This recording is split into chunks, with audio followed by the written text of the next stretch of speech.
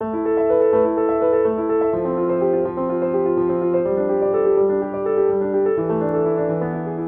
with epilepsy have the same experiences, dreams and expectations as everyone, and usually try and live a normal life. So now we're going to hear from people about their own experiences of living with epilepsy. I discovered I had epilepsy in 1989 after 9 months of not knowing what it was, and at that time it was a relief because I knew that there was actually something wrong with me and didn't know what to think. I never knew anybody with epilepsy and had no idea what impact it would have on my life. My epilepsy started affecting me. Well, I started having symptoms, I think I must have been about 11 or 12, but I was at boarding school. And I was told I was having growing twitches, which turned out it took till I was about 16 to get a diagnosis. But I'd be eating my breakfast and I'd suddenly throw my cutlery across the dining room. And then it was kind of a long process to get the diagnosis because I was at school. I've never heard the word epilepsy before, but when my parents witnessed one of them, and they immediately took me to the hospital, and then after a few EEGs and MRI and all this, the doctor, I remember, he said, your son has a seizure. That's the first time I heard about epilepsy. My epilepsy was caused by head injuries from a motorbike crash, fractured skull and quite severe brain damage. In a coma for 2 or 3 days, and I had a lot of seizures in the first week, but I was completely unaware of that. And they put me on the epilepsy medications, and that seemed to work. So after 6 months they phased those out, but 2 months later I had a generalised tonic-clonic seizure. I knew about epilepsy from my nurse training, but my knowledge was pretty out of date. But epilepsy really hit my life when Nick, my youngest son, was 7 and he collapsed at school with what turned out to be his first seizure, although we didn't know that at the time, and he was investigated for a lot of other conditions. But that was the first point really that epilepsy actually impacted on my life. My experience of the medications is that for me they do work, but I've had to find the best medication combinations for me. The only way that I've got there is by trying different combinations under the advice of my consultant. And yes, it is a gamble, because you and the consultant won't know how effective that's going to be until you try it. I've been very lucky in that I've been in a hospital which have epilepsy nurses, and it means that whenever I've had a problem, say for example if I needed to take a drug that's not related to epilepsy, I've always got in touch with them, and I found them to be a huge help. Make sure that once you're with the consultant, that is the precious time, make sure you ask him or her whatever questions you've got in your mind. My experience with medication has been to be very honest with my neurologist about the side effects, what I can tolerate, what I can't, and tweaking the medication to try and get a good quality of life compared to seizure control. I've found that since starting an exercise regime again, that my seizures have reduced massively. I find that it gives you more energy, therefore makes you less tired, and the biggest benefit to that is it's helped to reduce my seizures. And so I would encourage anyone, if they're able, to do some exercise or do whatever is best for them. I'm self-employed. I'm a designer. I work for myself and I employ other people. I've had seizures in front of people I work with. I've had seizures at trade shows. I've had seizures with colleagues in the street, which is partly why I tell everyone I have it, because then they can deal with me when I've had a seizure. There's been moments of embarrassment and humiliation when you're trying to close a deal and then you collapse. But it's nothing that you should feel bad about. You need to find a safe workplace that you can work in with supportive people around you. I've always told the companies during the interviews, normally at the second or third interview stage, that I have epilepsy, described the frequency, and described what effect it has, and basically 3 or 4 partial seizures and a couple of generalised seizures. When you work it out, it's going to happen from time to time in the office, and with partial seizures I just need time for the seizure to happen, which is a few minutes, and some time to recover. If it's a really bad partial seizure, I'll need to go, I'll go home because I'll need to sleep it off. The advice I'd give to someone who's thinking of trying to have a child would be, the first person I spoke to was my neurologist, and we fine-tuned my drugs so that I came from 3 medications down to 1. And then obviously speaking a lot to my husband so he could be as supportive as possible, so I could get as much rest as possible, which again, tiredness is a big trigger. I would join the UK Epilepsy and Pregnancy Register because they're a fantastic source of information and help. They have an epilepsy nurse who specialises in pregnant women, and then you give them your notes after you've had your baby, and they compile all the data to get data on what drugs are the most safe ones to be on while you're pregnant. My husband Nick and I have been very honest with the children, primarily because I have to have medication around the house, and I have one child that likes climbing on top of all surfaces. So they know that Mommy takes tablets for her epilepsy, that my brain doesn't work quite right. They know that if I have a seizure, they're to get help. I do have seizure control, but they're fully aware of it. It doesn't scare them. Admittedly, they've never seen me have a seizure. But they know about it and they're not scared by it. We are a very close family. They're very supportive since the day especially my parents. I mean, the day I was diagnosed, they became overprotective, I think. It was annoying for me, but of course as a kid, but now bless them. I mean, I realized that they were just really very caring.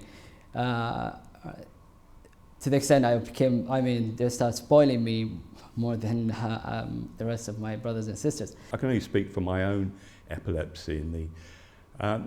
You'd be hiding something, and I think that would undermine a relationship.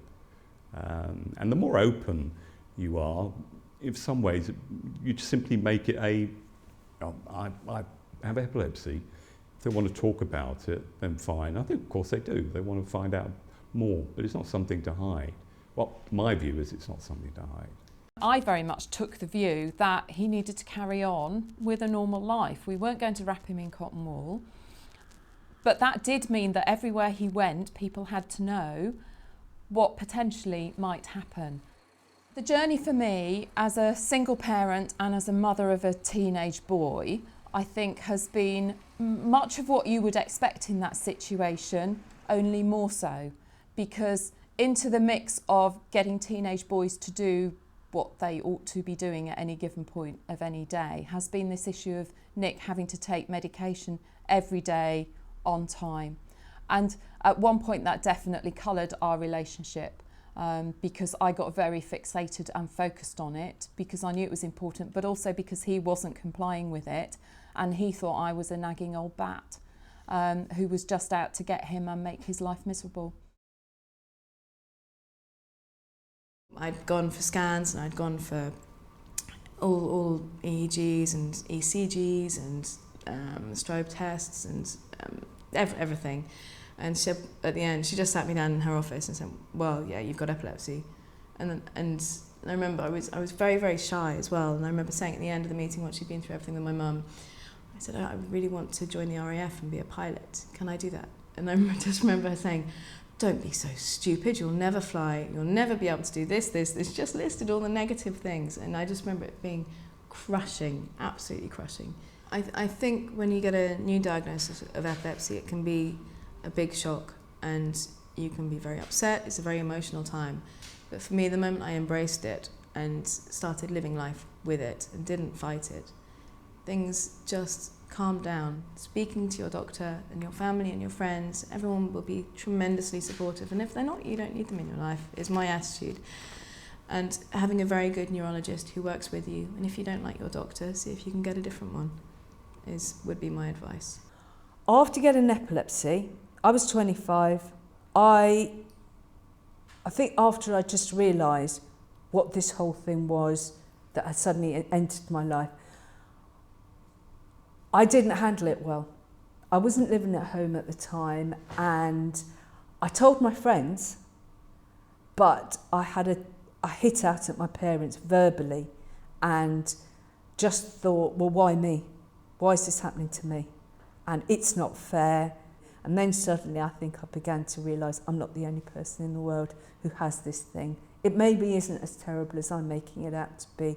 When I returned home, I then realised that my parents were in fact there to help me, and that's when I think the relationship got better with them.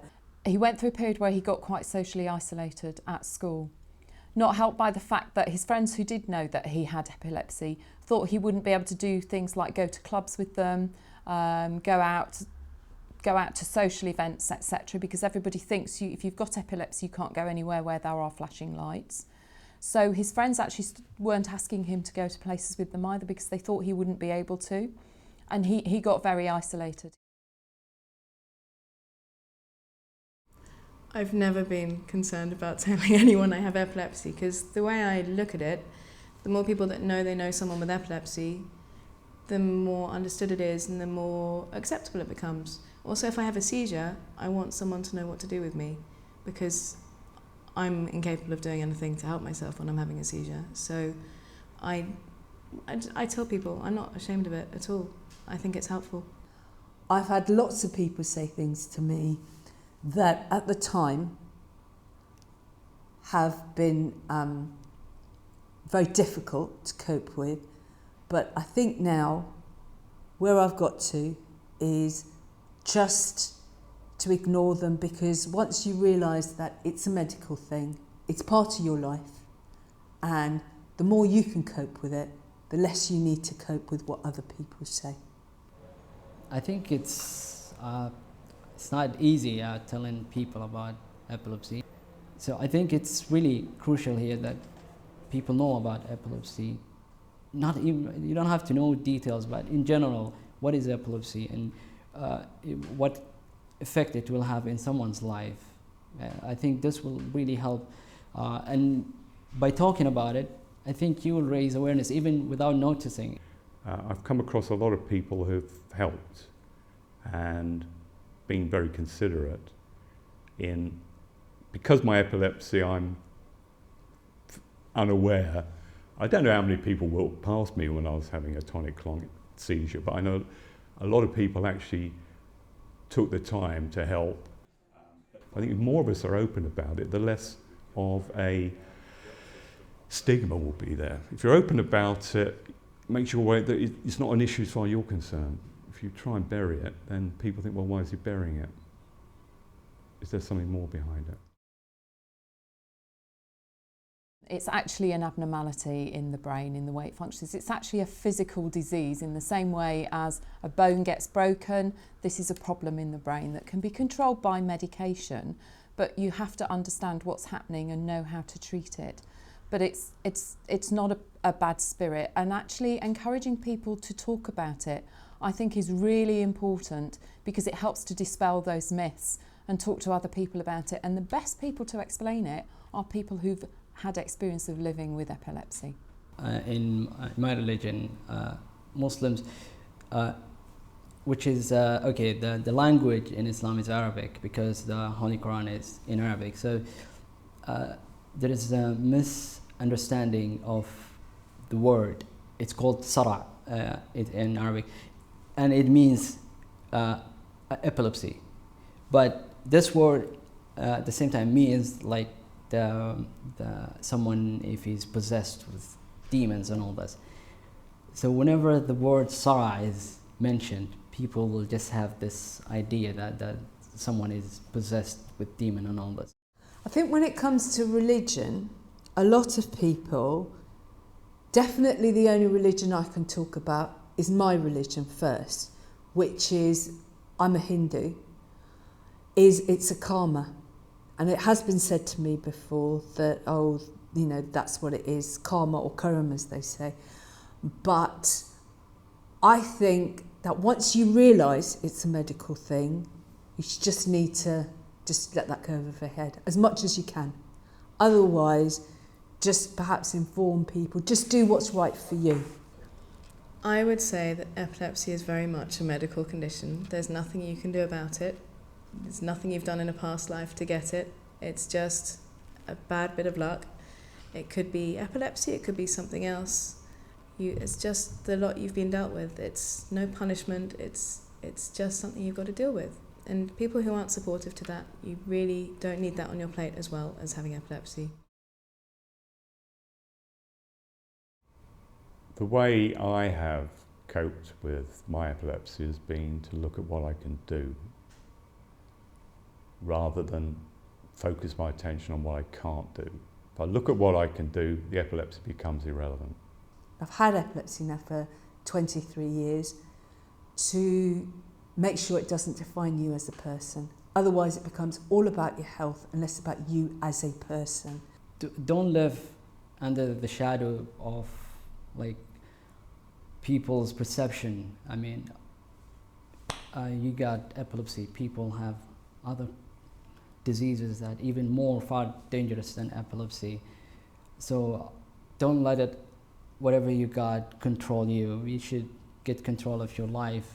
Make sure you get advice, you talk to people about your situation, whether it's through helplines like the line that Epilepsy Society run, whether it's through information sheets, and not just about your epilepsy, but about other issues that will affect your life.